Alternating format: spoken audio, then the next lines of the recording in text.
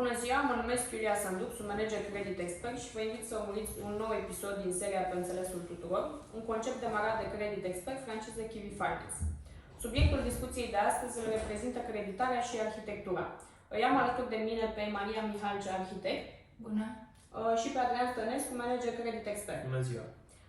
Discuția de astăzi va fi una puțin mai lejeră decât de obicei, pentru simplul fapt că ne-am dorit să aflăm mai multe informații de la o persoană specializată în domeniul arhitecturii, deoarece noi, ocupându-ne de creditele ipotecare, ne interesează și această parte. O să te rog pe tine, Maria, să-mi spui care este rolul unui arhitect și, practic, în ce constă proiectul de arhitectură.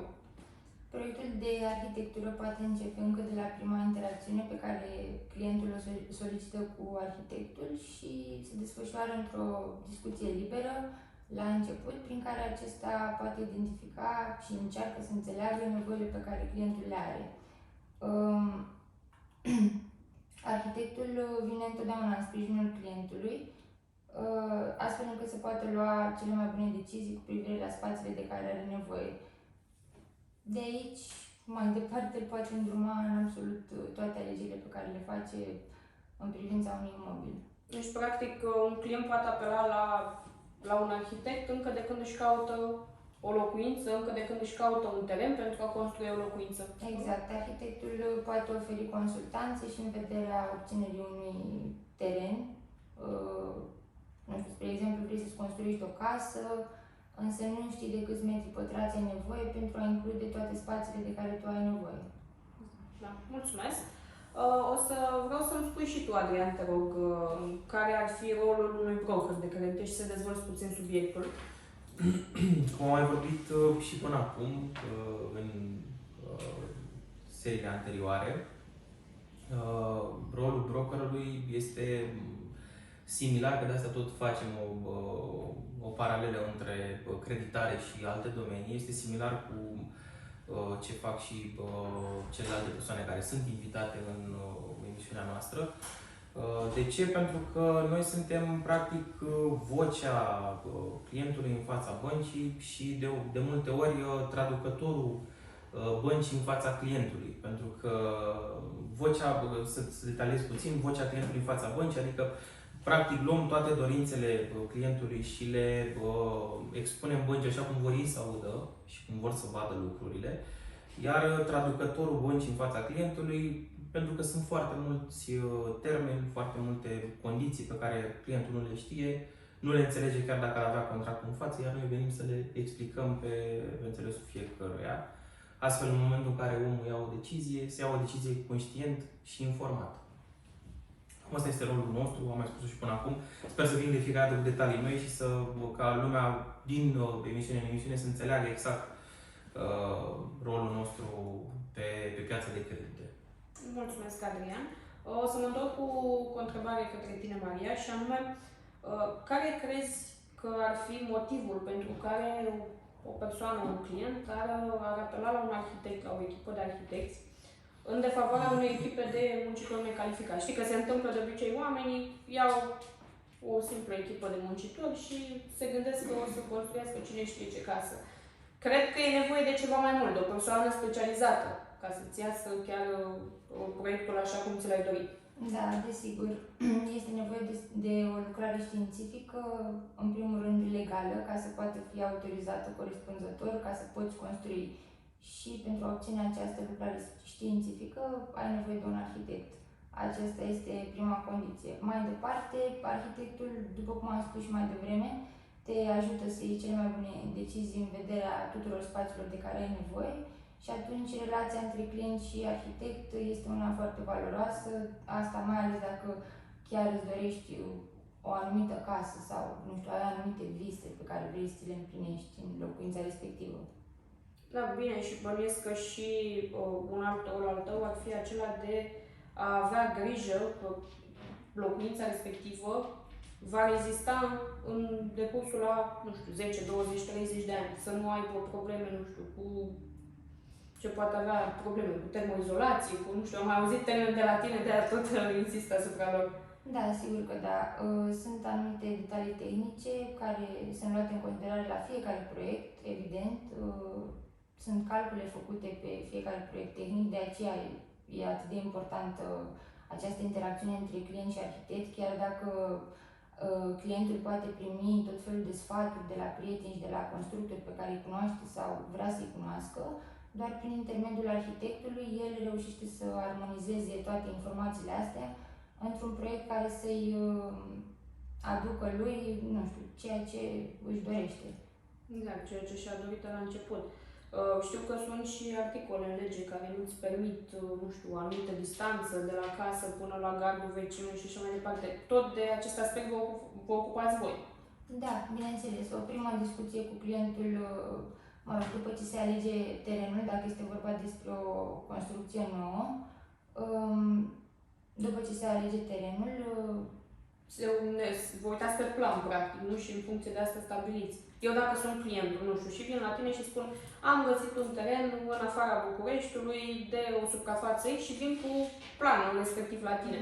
Tu poți să-mi spui dacă este potrivită, potrivit spațiul, potrivit terenul respectiv pentru casa pe care o visez eu și cu garaj, și cu o curte interioară, și cu X, Y, Z. Poți să faci asta pentru client? bineînțeles, la o primă discuție, dacă nu avem alte acte și avem doar planul terenului sau doar informația cu adresa terenului, poate fi consultat de către arhitect și împreună cu clientul sau cu beneficiarul pot fi consultate codul civil sau regulamentul general de urbanism, iar acolo putem afla informații cum ar fi retragerile necesare, înălțimea maximă, amprenta pe care o putem ocupa pe acel teren, amprenta maximă. Și aceste informații sunt necesare pentru elaborarea viitorului proiect, Da. practic. Da. Deci voi vă ocupați practic de tot ce trebuie să știu pentru a construi casa. Fără să-mi bat eu capul cu legislație, să-mi bat capul cu... Bănuiesc că sunt și terenuri pe care nu se poate construi. Ați avut cazuri în care, nu știu, avem un client cu un teren și a spus că nu se poate construi o casă pe el pentru că, nu știu, Da. există șanse ca fundația să nu existe pe acel teren și așa mai departe? Da. După ce clientul își alege terenul cu sau fără ajutorul unui arhitect, acesta ar trebui să facă mai multe studii terenului, care, bineînțeles, într-o relație client-arhitect, el va ști de la bun început ce anume trebuie să facă. Unul dintre studiile cele mai importante ale terenului este studiul geotehnic, care îți măsoară efectiv toate straturile existente în infrastructura pământului. Da. Și această informație este foarte importantă pentru inginerii de rezistență care colaborează împreună cu arhitectul pentru a definitiva acest proiect, ca să știe cât de mult ar trebui să intre cu fundațiile în pământ pentru ca acea construcție să capete o rezistență mult mai bună în timp. Și atunci, dacă straturile pământului cumva nu sunt conforme, nu știu, cu, să zicem, uite, majoritatea proiectelor, fundația coboară între 1 metru și 1,5 metru sub pământ. Dacă pământul are o alcătuire mai deficitară, spre exemplu, fundația poate să coboare și 2-3 metri în pământ, ceea ce acest lucru ridică costuri mult mai mari la construirea acestui imobil. Da. Și atunci nu mai este o alegere la fel de bună pentru client. Deci dacă ai posibilitatea să faci un studiu geotehnic înainte să cumperi terenul, este un lucru extraordinar. Am înțeles, mulțumesc mult. Și aș vrea să te mai întreb ceva, pentru că nu toți oamenii își cumpără teren pentru a-și construi casă, sunt și oameni care optează să se mute la apartament. Și atunci sunt curioasă dacă tot arhitectul ne-ar putea ajuta și în alegerea apartamentului. Da, bineînțeles. Spre exemplu, nu știu, ai un anumit buget și în bugetul respectiv, să zicem, ți-ai găsit un apartament de 2 camere care nu prea se pretează nevoilor tale, însă este foarte potrivit pentru bugetul pe care îl ai.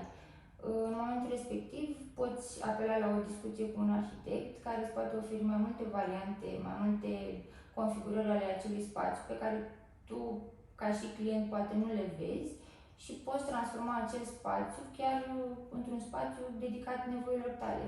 Și atunci, chiar dacă apartamentul este cu 2 camere, el poate fi transformat într-un apartament probabil cu 2 dormitoare sau cu 2 nișe de dormit, nu știu, sau alte chestii care pot fi văzute aici.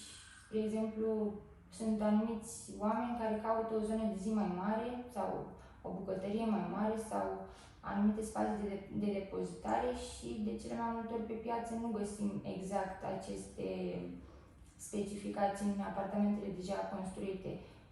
Iar un arhitect te poate ajuta și te poate îndruma în optimizarea tuturor spațiilor interioare cât și exterioare.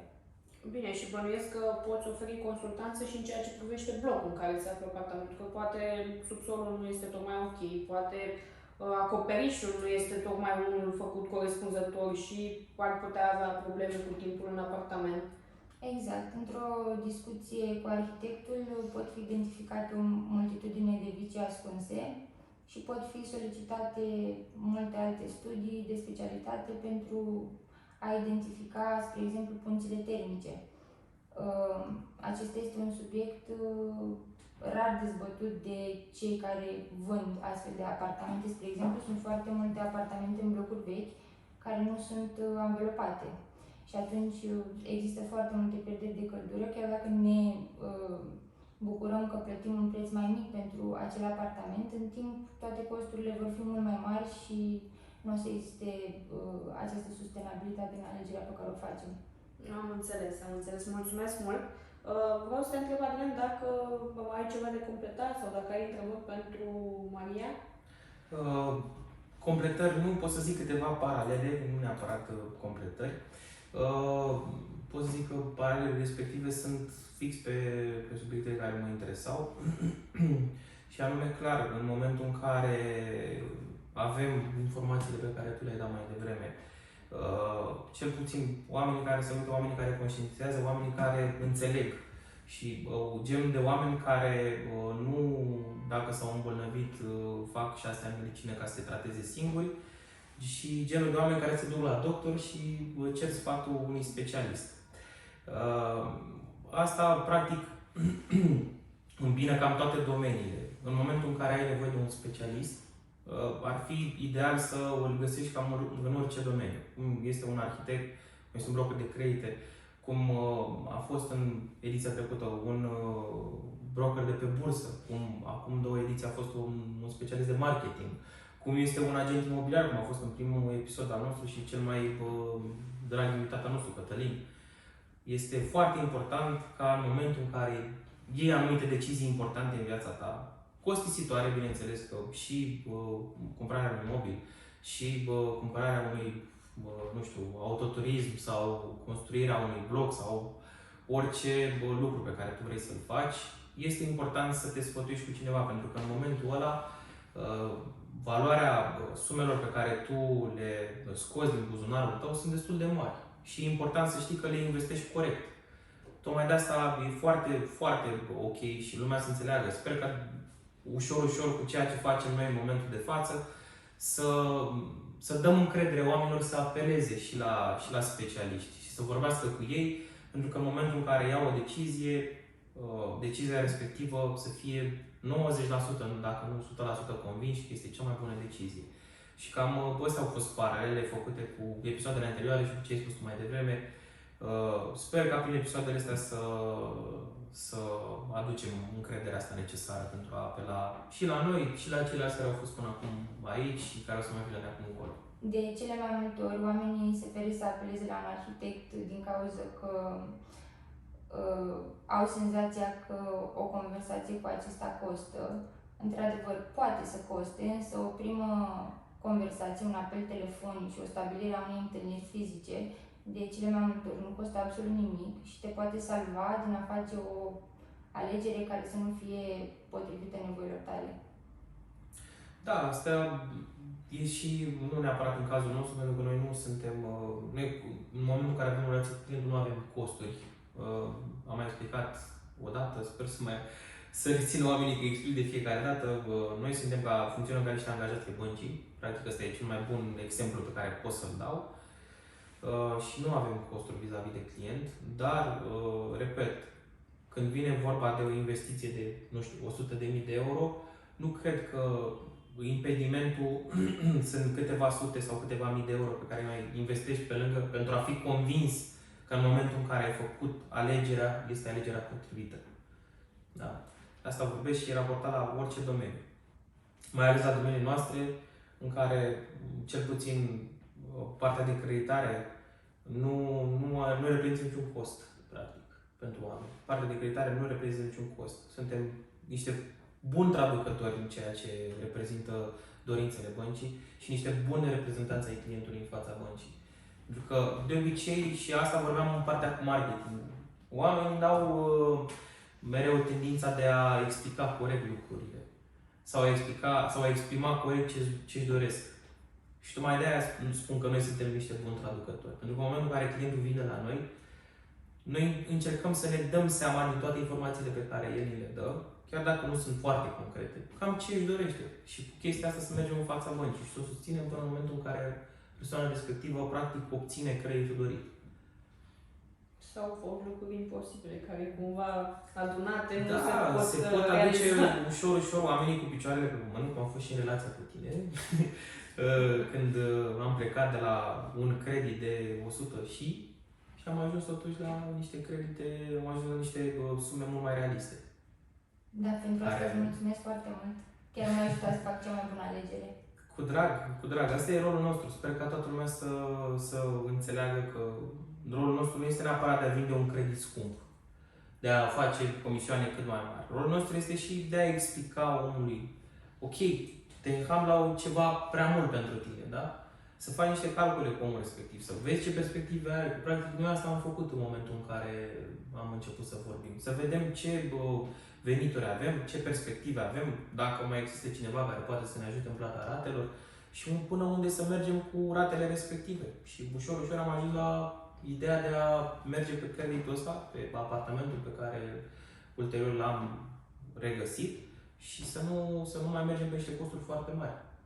Deci rolul meu nu a fost să zic hai să cumpărăm cel mai scump apartament pentru că eu am cel mai mare comision dacă tu ții apartamentul. Pot să zic, practic, pe mine ce m-a ajutat cel mai mult în relația cu tine a fost faptul că tu personal te-ai ocupat de absolut toate ofertele băncilor și efectiv mi-ai transmis mie informația astfel încât eu să pot înțelege și noi împreună am făcut cea mai bună alegere datorită eforturilor tale. Practic, o informație filtrată, trecând prin filtrele unor specialiști care știu să distingă anumite informații, fără a te obliga pe tine să cumva să faci un efort pentru a desluși ce scrie în documentul X, dar ce înseamnă costul acesta, dar de ce este comisionul acela, dar de ce este... Deci, practic, asta face și bănuiesc că asta faceți și voi, cumva, în momentul în care oferi consultanță. Încerci prin toată experiența pe care ai acumulat-o în decursul a câțiva ani, să îi ușurezi treaba clientului. Dacă ți-ar lua 2 luni să alegi cel mai bun credit pentru tine și nimeni nu-ți garantează că totuși îl vei alege pe cel mai bun, mie mi-a 2 ore. Exact. De ce să te chinui 2 săptămâni sau 2 luni când poți să rezolvi asta în 2 ore fără ca măcar să te miști de pe canapea sau de la birou sau de unde ești tu în acel moment. Trebuie doar să, nu știu, să stai la telefon cu un consultant sau să vorbești pe WhatsApp sau mai știu eu ce. Probabil la fel și la voi cu partea aceasta de consultanță care spuneai tu că este gratuită, că nu costă nimic ca un client să te sune, să stabiliți o întâlnire și așa mai departe. Consultanța poate fi plătită de la un punct încolo, însă o primă discuție nu o cuantifică nimeni. Adică ea poate să fie destul de liberă. Nu știu, am găsit un teren, vreau să-mi construiesc ceva acolo în viitorul apropiat, pun mâna pe telefon și sun la un birou de arhitectură să cer, nu știu, primele detalii pe care le pot afla cu privire la acel teren. Și de acolo poate începe o discuție destul de amplă și bineînțeles că această discuție practic îl va ajuta pe viitor și poate va și colabora cu voi. Da, bineînțeles. Și abia apoi încep costurile. Da, v-am să zic că această consultanță poate și ar fi cuantificată de la un moment. Adică când clientul deja este angajat sau vrea să se angajeze într-un contract cu arhitectul, apoi vorbim și despre costuri. Exact. Da, nu înțeles ideea. Eu, în încheiere, mă bucur să avem alături de noi și o persoană care a apelat la serviciile noastre.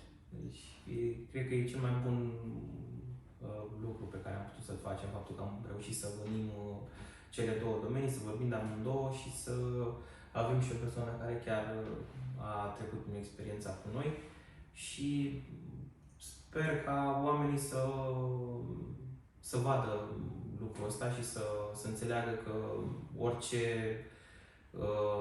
lucru se poate intermedia prin noi și că orice persoană are suportul nostru în obținerea creditului.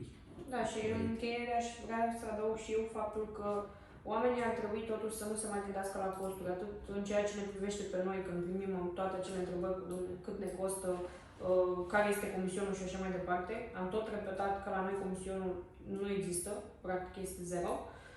Iar în ceea ce privește arhitectul, la fel îmi doresc ca oamenii să nu se mai sperie de acest cost al unui proiect de arhitectură și să apeleze cu toată încrederea la un specialist pentru ca să nu aibă de suferit practic în următorii 10, 15, 20, 30 de ani. Nu-ți cumpere o casă să stai o lună în ea.